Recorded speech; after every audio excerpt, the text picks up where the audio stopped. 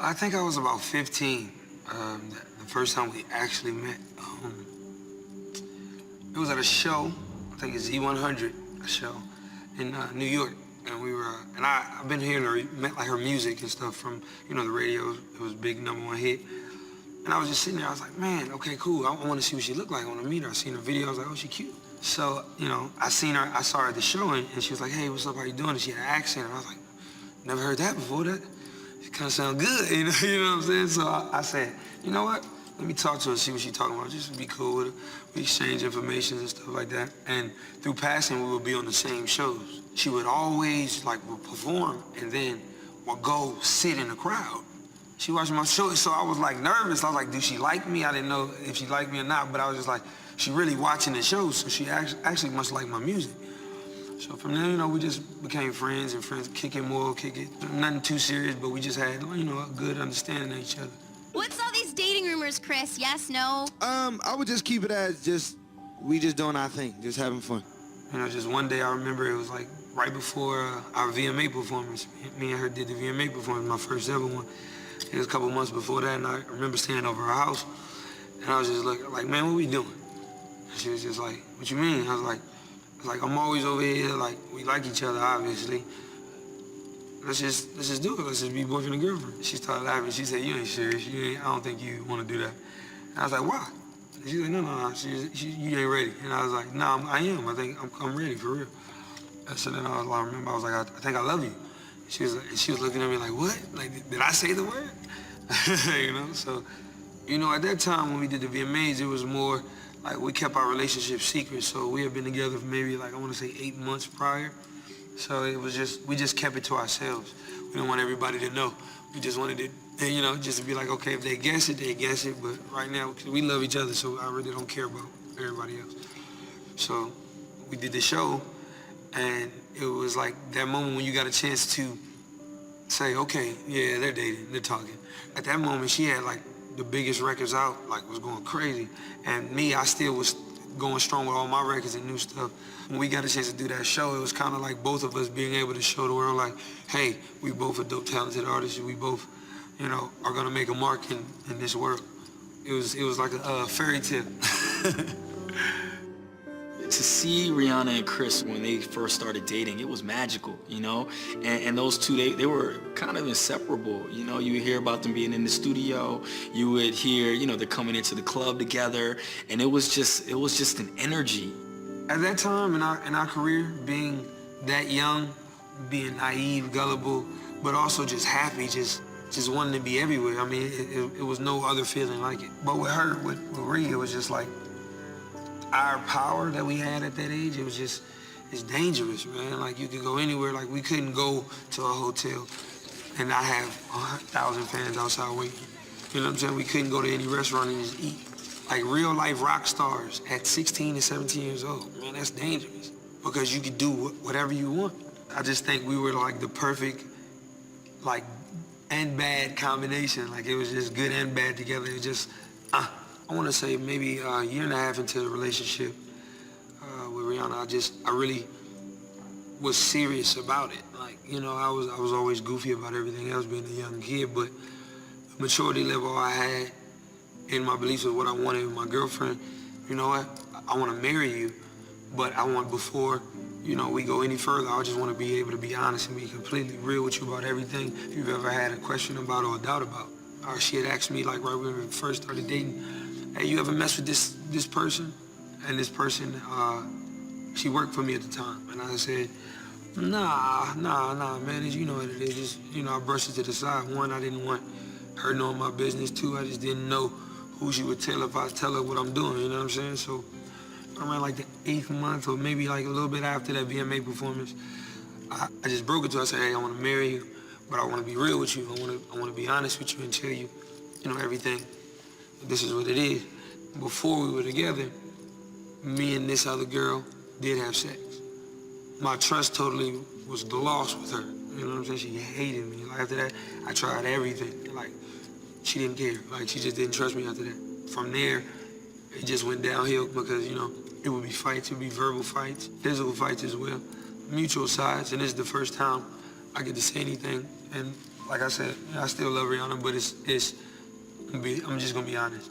We would fight each other. She would hit me, I would hit her. But it never was okay. It was always a point to when we talk about it, like, yo, what the fuck are we doing? Like, I don't like that. I don't like you slapping me. If I go on stage, I got a scratch on my face, and I gotta explain it like, oh, no, I fell, or like, or if you got a scar or whatever, or a bruise, you gotta put makeup on it. I feel like shit. Like I'm not ever trying to put my hands on any female. Anger or whatever, you have to walk away from the situation. Never, ever put your hands on anyone. You know, that was his girl, you know what I'm saying? So I feel like, you know, what he went through it was like a test. And it wasn't so much of the situation. I think it was just a test in life. I was just like Chris. I was very successful at a young age, and when you're really successful, I was taught that can't should be a foreign language to you. A no should be a foreign language to you. You shouldn't be able to understand the language of no, or you can't.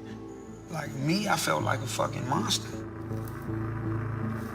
20-year-old pop star Rihanna is the woman involved in the alleged domestic violence assault case. I lost my best friend. Like, everything I knew switched, and I couldn't control that. So I had to deal with that, and that's not easy for me to understand. 7 years ago, when I was about 17, 18, you know, the whole Rihanna incident happened. And, you know, a lot of that changed my life. And that night at that Clive Davis party, that I made sure the person that I was involved with before, I said, hey, you can't come around to these places. And the person comes in, comes right to the table and say, hey, what's up, y'all? And I already know it's an issue, so I say, hey, cool. And I keep it, and they keep it moving and leave. I look over at Rihanna, and she's bawling, she's just crying. In the middle of the ceremony about to start, she's just crying, and I'm like, yo, please, babe, don't do this. Like, don't do this in here. Like I didn't know, I promise, I swear to God, I didn't know. So she got over it. She started drinking a little bit. We both were drinking a little bit. We was tipsy, laughing, joking, you know, and then we left. And Juan, just a few hours ago, we saw Chris Brown drive off. According to sources, the alleged fight broke out inside a Lamborghini that was located at Hancock Park. As you know, young relationships, any relationship is based on trust, but because I told her that, she didn't trust me with anything. So I would give her the option of, oh, you can look at my phone. So I gave her the phone. She looks at the phone, and there's a message, and it says, kill the Grammys, do your thing. And I didn't read the rest of the message, I didn't open it. So she opened the message, and the rest of the message said, I'll see you at the Clive party. So off top, she thought I was lying. She starts going off, she throws the phone, I hate you, whatever. Starts hitting me. We're in a little Lamborghini. You know, she's fighting me, and I'm like, look, I'm telling you the truth, I swear to God. You know, I'm telling you the truth, stop it. So then she hits me a couple more times, and I just kind of it doesn't go from translation to, let's sit down, I'm telling you the truth. It goes to, now I'm finna be mean and be evil, arguing. So then, like I remember she tried to kick me. It's like just her just being upset. But then I really hit her, like I with a closed fist, like I punched her, you know, and it busted her lip. And when I saw it, I was in shock. I was like, fuck, why the hell did I hit her? Like, so from there, she just spit in my face, like spit the blood in my face, and I'm like, yo, so it enraged me even more. Like, it's a real-on fight in a car. We driving down the street. So I'm like, yo, man, we tripping. Like, what the fuck? Like, what are we doing? She's trying to grab for my phone, and I'm not giving her my phone to throw it out of the window. So she grabs my nuts. And when she do that, I bite her arm, I think, as I'm driving, because I'm still trying to drive. And it's just like a petty, like, stupid fight, bro. And I'm just realizing it. I'm like, look, what the hell am I doing, bro? Like, what are you, like, you honestly doing this in a car right now? Like, what are we doing? So I pull over in Hancock Park, maybe less than 2-3 miles from my house, because I'm just trying to resolve the situation. I'm not trying to fight any further. I don't want to, like, I love her. I don't want to hurt my girlfriend, you know? So I pull over, and I said, look, like, I'm telling you the truth. Like, I'm crying, she's crying. Like, I'm telling you the truth. I swear to God, like, I didn't do it. I didn't know she was fucking coming. I didn't know, I promise. She just didn't believe me. Like, I just know you lying to me. So she takes the keys out of the car. I'm in park. She takes the keys out of the car and throws fakes like she throws them out the window. And I'm like, what are you doing? And I get out the car. When I get out the car, I'm looking for the keys in somebody's yard. And she yells out her door, help, he's trying to kill me. I said, stop, like, we gonna get in trouble. So I'm looking for the keys, she's sitting on the keys. So I'm like, you know what, I can't play this game with you. So I'm getting my bags out of the car. She takes my CDs. This is back when I would record on CDs. You couldn't put it on your phone when you leave the studio. So I had new music, and she was just scratching it up. I just seen her scratching it up with the keys. So I saw her snatch the bag, and I was like, you know what, you got the keys, you can drive home. By this time, her lip was busted. She had a knot because I pushed her head up against the window. And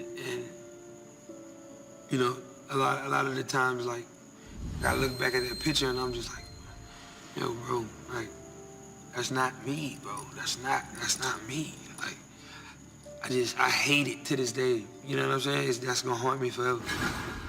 I was hurt the most. Nobody felt what I felt. It happened to me. And it happened to me in front of the world. It was embarrassing, it was humiliating, it was hurtful. You know, it's not easy. Chris Brown is accused of assault and battery. You're a great dancer, a great singer, you're popular, known all over the world. You ever say to yourself, I screwed up? Can remember the night when he called me and we was in LA and the incident had happened. And he said, Mom, please come. I just did something really bad. Like, oh my God, what is it? And this was the Grammys, the Clive Davis party. We had just left with him and Rihanna at the table. And I'm like, my heart just dropped, but I had no idea what he was gonna tell me. And I get to the hotel and he's laying in the bed crying and crying. And he was hiding, of course, crying like, Mom. Mom was like, what did you do? And he told me, I was like, oh, that was the worst day of my life and probably of his life, because I just saw that he was just a broken person. There are these moments, right, in every artist's career that they say, what the fuck was I thinking? He was laying in bed, and he was crying, and he was devastated about what happened, but his main concern was, oh, how was she, and was she okay? Of course, legal went down, and he was arrested, or he turned himself in. So he was just devastated, and just seeing him in that state was the worst ever. And I felt like I was gonna lose my child. I hated myself, you know, so I was thinking about suicide and everything else. So it's just like, fuck. But from there, I said, you know what, I'm gonna just take everything and like it's come. My consequences for my actions have to be dealt with, you know. I turned myself in the next day. When I first met him, he was 18. The male's brain doesn't fully form in impulse control until you're 25. About 6 years ago last month, I got a call from a buddy in New York who said, it was the morning of the Grammys, it was a Sunday, it was about 6:30, and my buddy says, there's this guy, there's an arrest warrant for him, LAPD's looking for him, his name is Chris Brown, and the complaining witness's name is Rihanna. He called me, I think it was maybe an hour or two after it happened. And he was scared, like in disbelief, like he couldn't even believe this was even going on. I couldn't believe that, but he was, he was scared. I have been through a lot in my life, but that was the most devastating thing I've ever had to experience, to see the hurt and the pain on his face and not knowing what was going to happen to him. I look at it and it's really like, how could I be that person? Yeah, well, the case originally was an assault with a deadly weapon, criminal threats, various charges like that involving strike offenses, serious felonies. He wanted to immediately take responsibility, wanted to plead guilty. Pled guilty, didn't argue, didn't say, hey, now let me fight this case and take it to trial, and just say, hey, she fought me back. No, I'm not. That's not where my head was at, and that's not where it is now. You know, I loved her, you know. I wanted to protect her because I did too much stuff to her. Like, I did what I did, so it was wrong. Explain quickly, Mark, what he pled guilty to. Assault, basically, was what it is, a felony assault charge. The hardest, person to say, like, or talk about it to would be, I would say probably my father. You know what I'm saying? My father and my real father. I don't want to disappoint my father because he actually was there for me. But my mom, a little bit more closer to heart because I seen my mom deal with that, you know, firsthand. Not from my father. My biological father, Clinton Maurice Brown, is a great man, you know, but her, a significant other at the time, my mother, a significant other, he was a monster, animal, pure hatred, evil. I never hated somebody in my life. Like, if I could kill him, I would. So I promised my mom one day, I said, look, Mom, you know, if I know you tell me not to do like crazy shit and hang with these niggas and do what I do. I said, but when I get 15, I'm gonna kill him. Like, I'm not playing, I'm not joking, I'm serious. I'm gonna take his life. So that's the kind of hatred this guy brings for me, and fear and stuff like that. So I'm terrified of this man. You know, I would be at home, you know. He blew his brains out when I was 6, but he didn't die. Like, he shot himself in the head and he went blind and shit. I was 6 years old, bro. Like, the fuck? How does a kid deal with that shit? And then, being that he's physically impaired now, it frustrates him more, so he's in a depression. So, but he takes it out on his girl. This girl happens to be my mom. This is what I had to deal with. Like, I had to hear my mom get beat up every night. You know, I had to pee on myself, like, I'm scared to even get up and walk in the hallway because I didn't want to see nothing. Like, you know what I'm saying? So nobody knows that fear that they have to deal with, and then it transcends sometimes, it's learned behavior. So me having to see my mom look at me through that light, like, I just saw him. That's who I saw. I saw him. I didn't see Chris. I seen that motherfucker. And so that's what ate at me a lot. That's what killed my soul a lot, because I was the one thing I was running from.